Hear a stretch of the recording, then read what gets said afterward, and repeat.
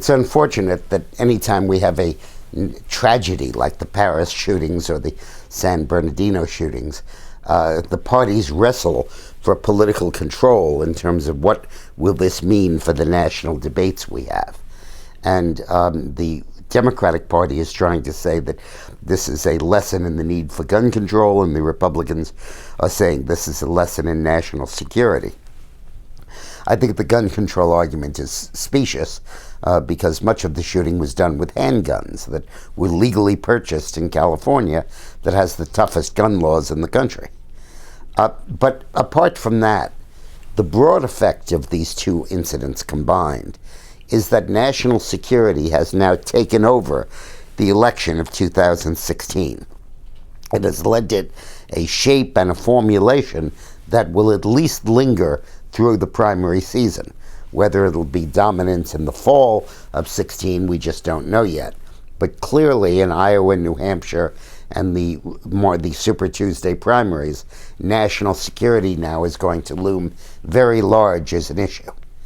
Now, in the Democratic Party, this probably helps Hillary because Sanders is so marginalized on the left, and Hillary is seen as this former Secretary of State and knowledgeable in foreign affairs.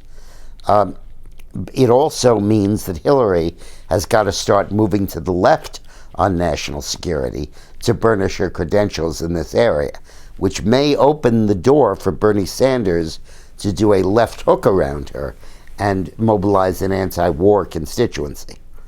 But in long-range terms, Hillary faces the dire problem that the country will be reluctant to elect a woman as commander-in-chief when the world is falling apart.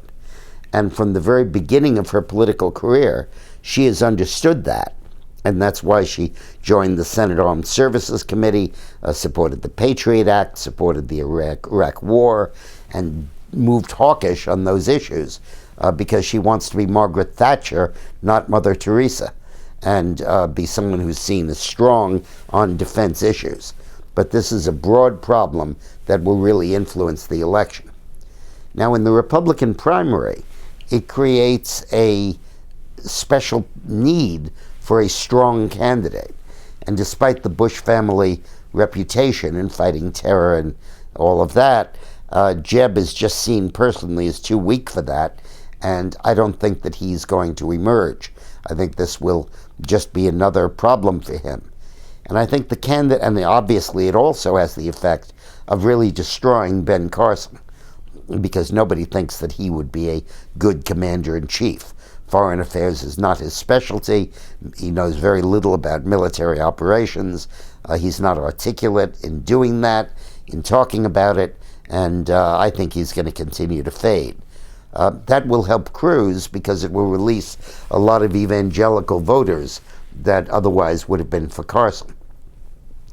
And then it sort of sets up a contest among the top three Republicans, Trump, Cruz, and Rubio, of who can be the toughest and the strongest. And we need closely to watch the positions of the three of them on issues like ground troops in the Middle East and other concerns to see who emerges in that way.